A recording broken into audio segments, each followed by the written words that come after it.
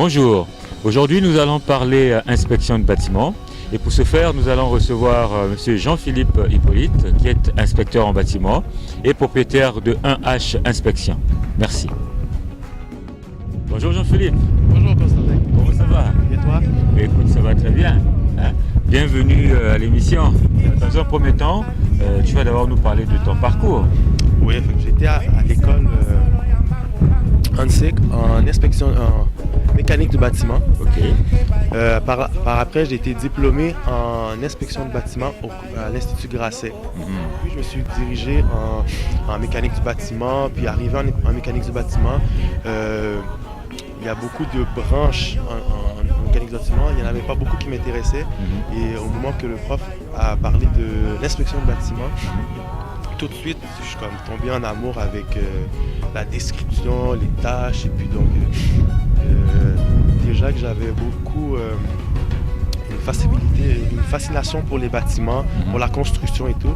Donc, ça a été comme le domaine que je suis tombé en amour avec. Donc, ça s'est poursuivi naturellement. Puis, en finissant l'école, je trouvais que c'était pas suffisant. Je n'étais pas encore à l'aise sur le terrain. Donc, j'ai été en Alberta pour travailler au milieu de la construction de Maisonneuve. Ok. Donc, j'ai pris un peu l'expérience que j'avais besoin. Donc, une fois arrivé ici, j'ai travaillé pour plusieurs compagnies d'inspection de bâtiments. Donc, pour me familiariser avec le domaine, puis prendre l'expérience que j'avais besoin. Ça a contribué à forger ton caractère. Oui, certainement, parce que mon caractère, ça m'a aussi donné une certaine discipline, m'a aidé à gérer mon temps aussi. Donc, c'est toutes des choses que maintenant qui me servent beaucoup, parce qu'il faut être capable de gérer son temps dans une compagnie et être responsable aussi. Finalement, après tes études, tu décides de travailler dans le bâtiment. Oui. Et par la suite, tu montes 1H Inspection. Ça fait combien de temps que 1H Inspection existe? 1H Inspection, ça fait 1 an exactement que c'est sur pied. C'est vrai que j'y ai pensé, ça faisait longtemps, mais ça fait maintenant 1 an que les démarches sont faites et que maintenant que 1H Inspection existe. Excellent. Je suis spécialisé dans le résidentiel et le commercial. Excellent.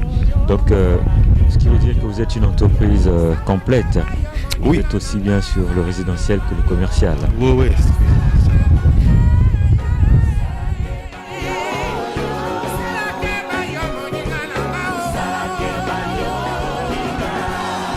Jean-Philippe, mais quelle est la marque de fabrique de 1H Inspection?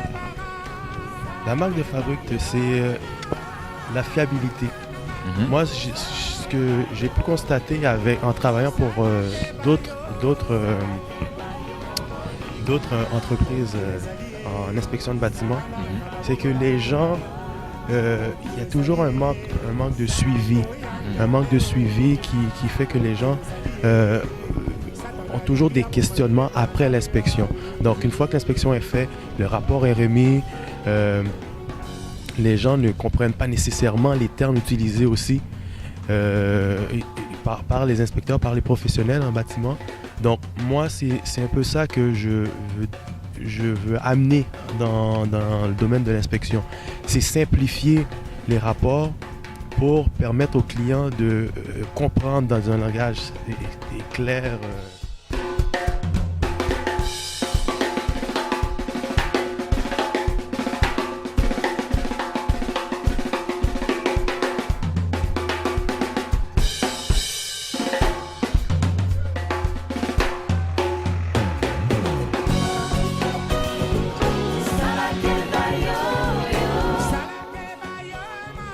Alors, Jean-Philippe, mais pourquoi les outils sont-ils aussi importants pour un inspecteur en bâtiment? Bon, l'inspection de bâtiment, bien que ce soit une inspection limitée visuellement, les outils qu'on utilise, c'est pour approfondir les inspections.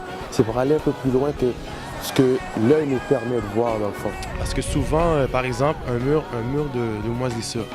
Un mur de moisissure, un vendeur mal Qui va vouloir camoufler un peu la moisissure, va peinturer. Donc, le jour de l'inspection, il peut mettre la peinture, donc ça ne sera pas visible. Moi, avec les équipements que j'ai, ça va me permettre de détecter l'humidité dans les murs. Ok.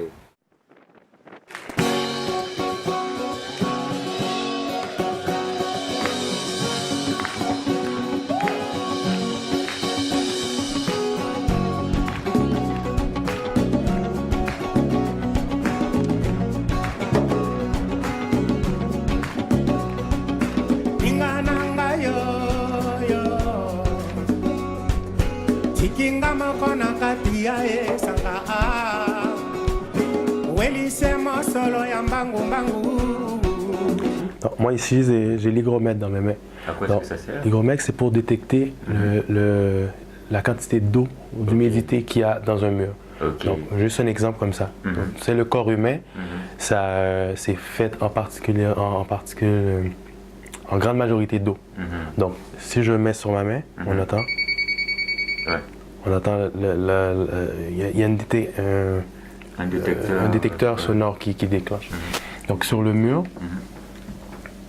on voit la flèche qui bouge pour dire que bon, le taux d'humidité qu'il y a dans le mur est d'environ 10%. Est-ce que c'est bon dans ce cas-ci?